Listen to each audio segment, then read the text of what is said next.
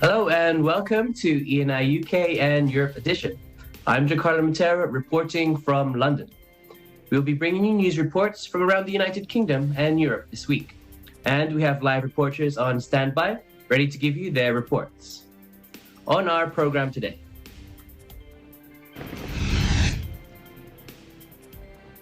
England is to drop quarantine rules for fully jabbed arrivals from France.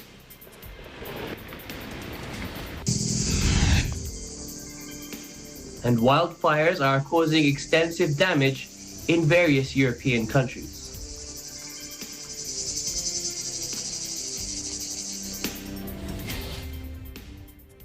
The first of our live reporters joining us today is Janelle Ann Kasuga. Hello, Janelle. Hello, Giancarlo, and my report will be on how London's newly constructed Marble Arch Mound art installation beside the Marble Arch landmark have left mixed reviews, which was meant to draw tourists to the area. Thank you so much, Janelle. Also joining us from Switzerland, we are joined by Christine Benedicto. Hello, Christine. Hello, Giancarlo. Today I will be reporting about a mobile phone application that is tracking treasures being exposed by glaciers in the Swiss Alps. Thank you, Christine. Also joining us from Italy, we have Venice Jarell Unai. Hello, Venice. Hello, Giancarlo. Thank you very much. I'll be reporting about the use of mandatory green pass in Italy. Thank you so much. And in our sports news, we are joined once again this week by Ryan Florentino. Hello, Ryan. Hi, Giancarlo. It's nice to be back. I'll be reporting on Team GB's boxing chance at gold, and shortly after, Sky Brown becoming GB's youngest medalist. Thank you so much, Ryan. And we will end our show again this week with our view from our window, this week coming from Monaco.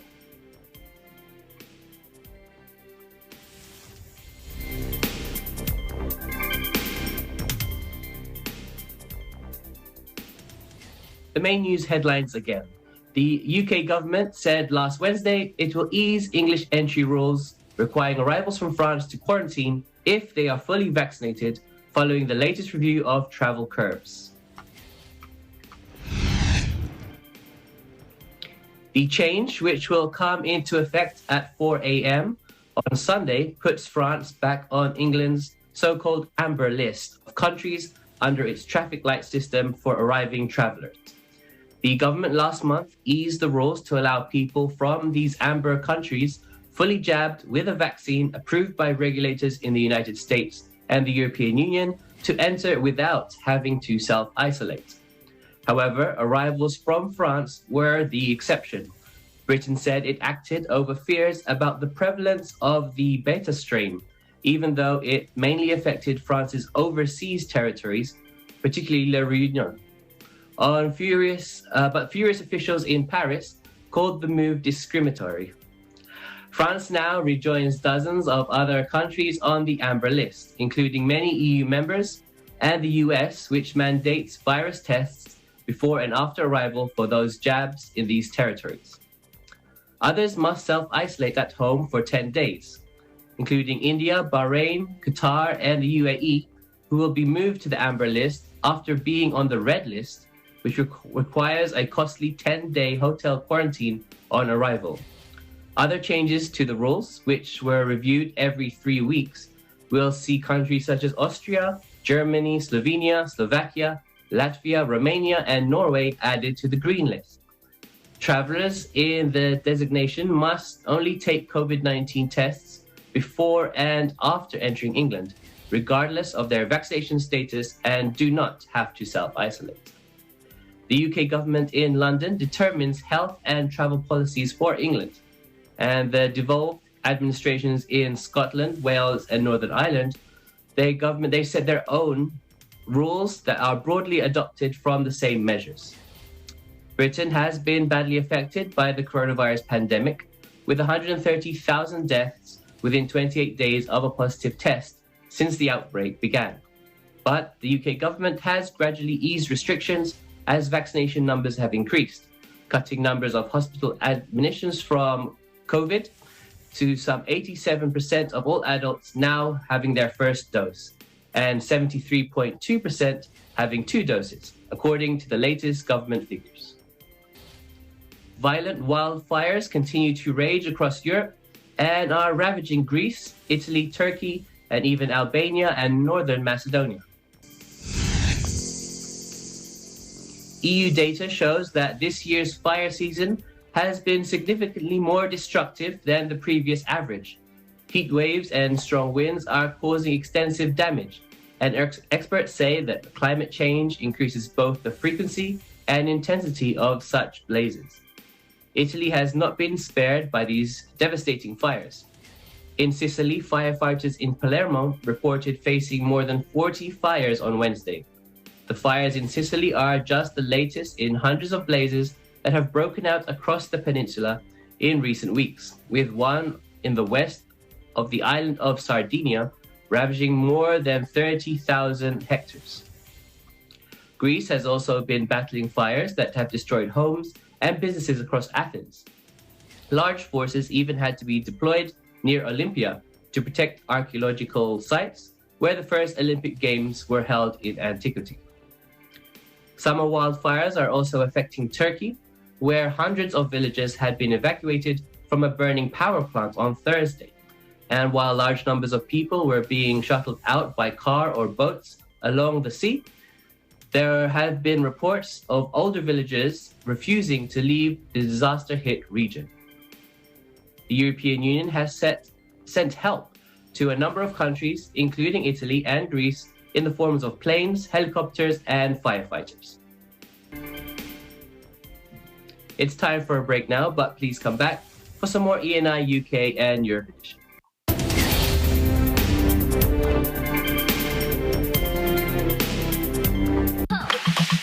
In good shape. Do's and don'ts that will help you stay fit for the rest of your life. We answer the question, what do our bodies really need? In good shape.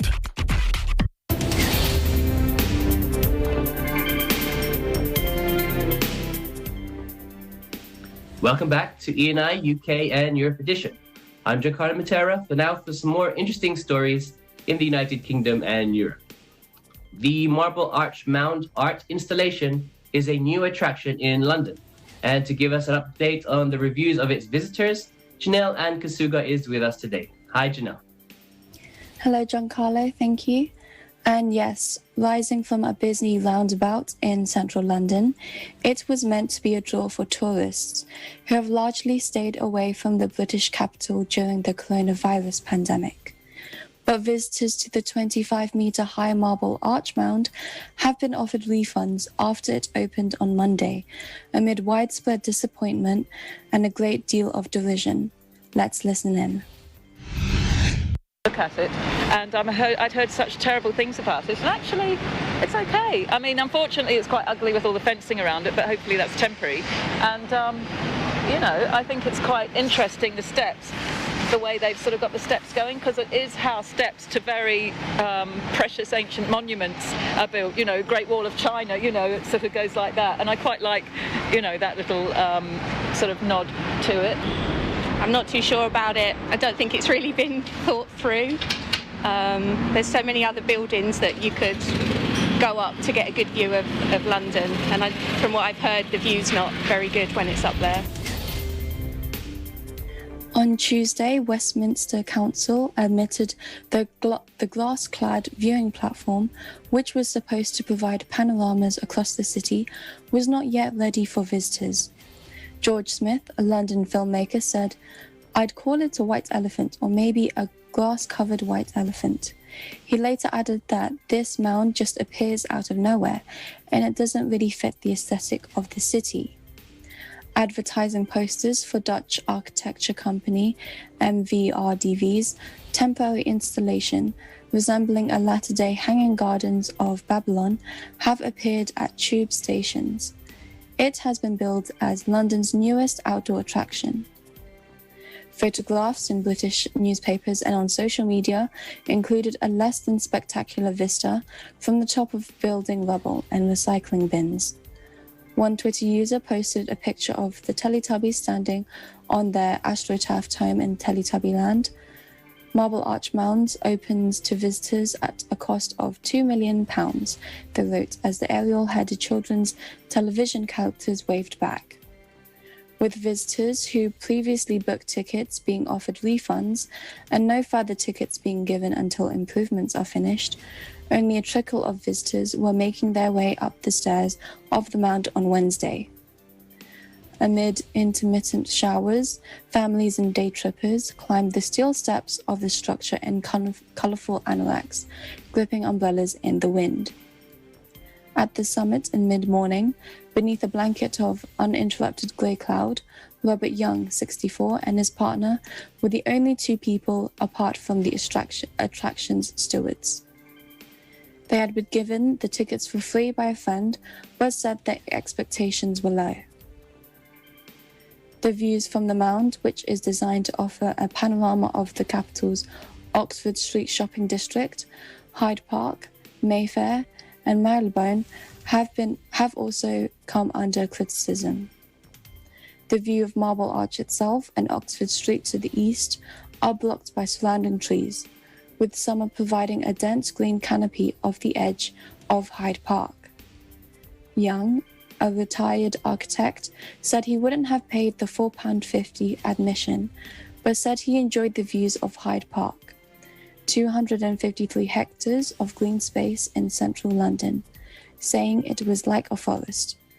It's always good to see London from up high, he said. I am proud of the fact that London is one of the greenest cities in the world, and this just shows it, he added, explaining that the attraction was quite fun. Back to you, Giancarlo. Thank you so much, Janelle. Have you been to visit the structure yourself? No, I haven't. Okay, so just another question. What went wrong with this art installation then? Well, the company who had created the installation had a different vision to what actually became reality. And visitors were also left bewildered by how the art piece looked at the end. For example, one of the visitors had noted that it dwarfs the lovely marble arch. The size of the new installation made the usual open space around feel claustrophobic. Also, despite the art piece costing an estimated £2 million, some have called it a joke. Giancarlo? Okay, thank you so much, Janelle, for bringing us that very interesting report from London. Thank you for having me. Reporting from London, United Kingdom, I'm Janelle Kasuga. We live in interesting times. Okay, a new mobile phone application is helping to track objects released by melting glaciers in the Swiss Alps. So to tell us more on this story, here's Christine Benedicto. Hello, Christine.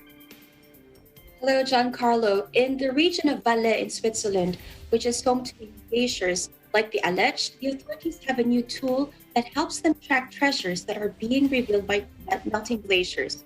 Since the area is so vast, with the help of the Ice Watcher mobile phone application, the authorities seek the help of mountaineers who stumble across archaeological relics. The app is downloadable for free on mobile phones. It tells users not to touch anything they find and gives them the ability to log the location and take photos of objects they find. The information entered then enables the authorities to compile data and assess the relevance of the findings. Due to melting glaciers, relics of up to thousands of years get released. Although climate change is causing a devastating toll on glaciers, many archaeologists acknowledge it has created an opportunity to expand understanding of mountain life from thousands of years ago. Ice preserves and isolates these objects, but once out of this ice protective covering, the relics start degrading, which can quickly lead to their disappearance. An archaeologist and scientific officer at Valais Cantonal Archaeological Office says that most discoveries are not made by archaeologists. He estimates that there are around 5 to 10 discoveries of glacial archaeology per year. While a more widespread use is not yet in place, the app is for now only being used by Valais Cantonal Archaeological Office. Back to you, Giancarlo. Thank you so much, Christine. Using this app, what is the current status of our Swiss glaciers? Well, unfortunately, Giancarlo, glaciers in the Swiss Alps are in steady decline. The Swiss Academies of Science have even said that just last year, the glaciers lost up to 2% of their volume. Experts like glaciologists estimate that 95% of the 4,000 alpine glaciers could even disappear by the end of this century. Giancarlo? Thank you so much for joining us today, Christine. Thank you for having me. Giancarlo, reporting from Geneva, Switzerland for Eagle News International. I'm Christine Benedicto. We live in interesting times. Okay, it's time for another break now, but please come back for some more ENI UK and Europe edition.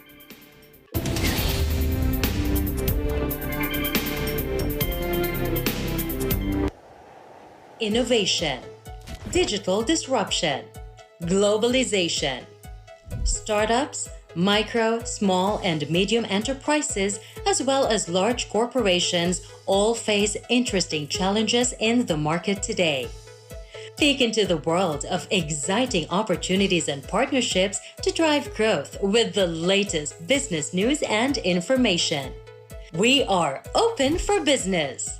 Your weekly dose of entrepreneurial inspiration to update you on the latest developments in the world of business. Get up close and personal with CEOs and thought leaders to help you discover valuable insights, sharpen your instincts for smart decision-making with the latest markets and economic trends, disruptive ideas, global innovation, social entrepreneurship, and other leading-edge business ideas. Join the conversations to create a more vibrant environment for entrepreneurship. Catch Open for Business, from vision to action.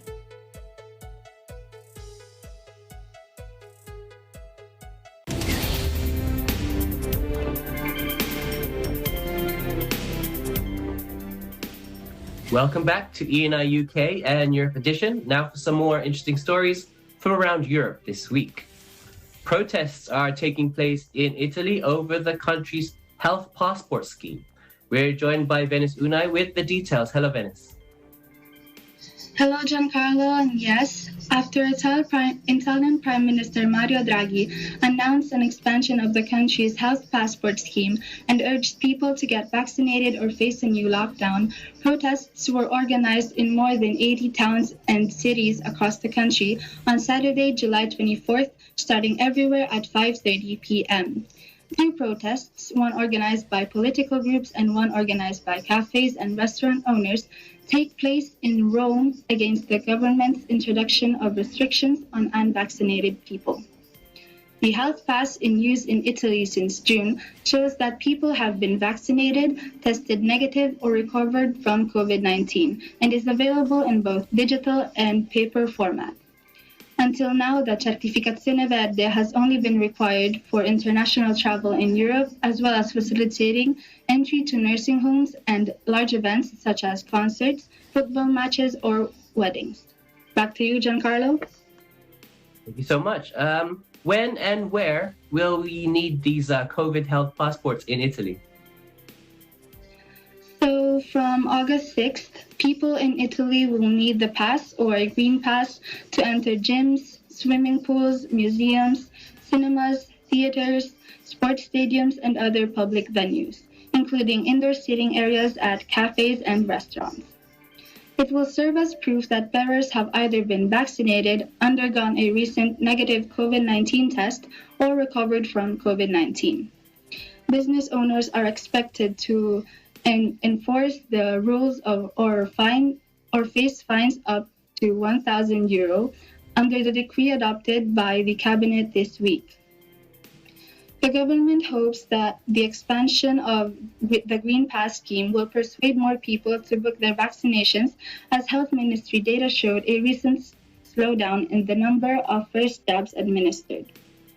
Draghi said the scheme was also being expanded as an alternative to new restriction and business closures, as the number of new cases recorded in the country has spiked. The use of vaccine certificates is needed to keep the economy open, Draghi said. He said that the alternative to the Green Pass and more vaccination would be the return of health restrictions, stating, "No vaccines mean a new lockdown." Giancarlo? Thank you so much for bringing us that report this week. Thank you very much for having me, reporting from EBC Bologna, Italy. I am Venice Unai, and we live in interesting time.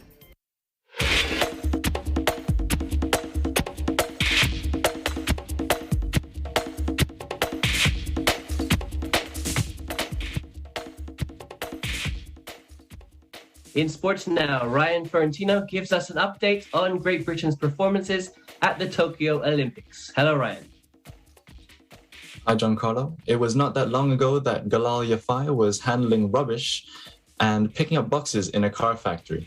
He hated it. Now the Briton is vying for gold in an Olympic boxing final. The 28-year-old, who has two older brothers who are professional boxers, defeated Kazakhstan's Sakin Bibosnov in their flyweight semi-final in Tokyo on Thursday on split points 3-2, favoring Yafai. Yafai now faces Carlo Paalam of the Philippines in Saturday's title decider and said, "It's the Olympic gold, isn't it, man? Olympic gold is crazy. Just imagine being an Olympic champion." It is a far cry from his long and demoralizing days at the car factory.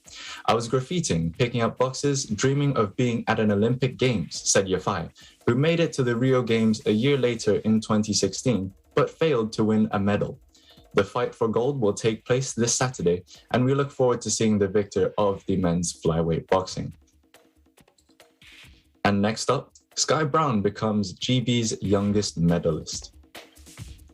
Sky Brown and the teenage tyros of women's skateboarding blazed a trail for youth at the Tokyo Olympics, but a pair of old-timers have shown age is no limit. Japan-born Brown, who became Britain's youngest Olympic medalist, threatened to snatch a dramatic win with a flawless closing routine, but she was awarded 56.47 points to take bronze. Brown, born to a Japanese mother and British father, opted to compete for Britain in 2019, saying the team offered a more relaxed approach. Skateboarding is one of 4 debut sports aimed at reaching new audiences and in an ultra-young field. Only 8 of the 20 competitors were out of their teens. The podium had a combined age of 44.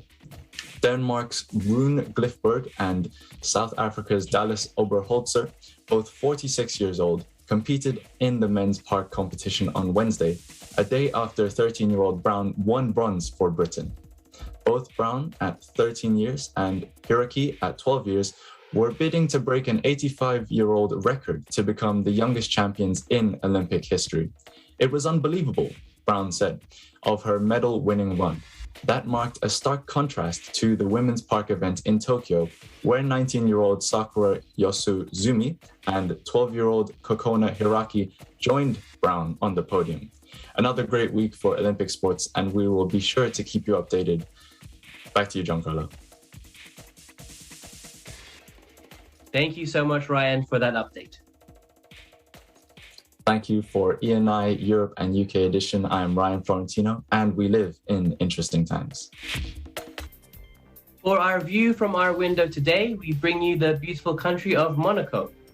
The beautiful and sunny country Monaco is a sovereign principality found by the Mediterranean Sea. It is located 15 kilometers away from the French border and 8 kilometers away from Italy. Monaco may occupy a tiny territory compared to other West European countries. However, it prides itself on being one of the most luxurious tourist destinations. The country offers a vast amount of sites with panoramic views, historical spots, water activities, and expositions that attract tourists from all over the world. It also boasts of the sought-after mild Mediterranean climate. This video is courtesy of Maya Angeli Briones. Thank you so much for this beautiful view. And that's it for our program today. We hope you stay safe, keep positive as we bring you more stories next week from around the United Kingdom and Europe. I'm Giancarlo Matera, and we live in interesting times.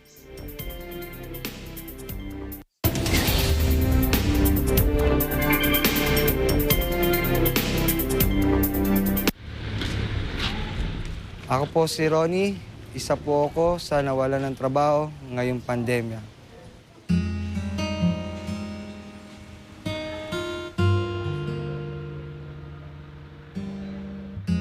Sobrang hirap, ma'am, lalo na nagkaroon ng pandemic. Hindi mo alam kung saan ka pupunta o saan ka kukuha ng kakainin mo. Ayan po, dito rin kami dati nakatira. Nagkaroon ng pandemic, lumipat po ako sa kabila. Ibang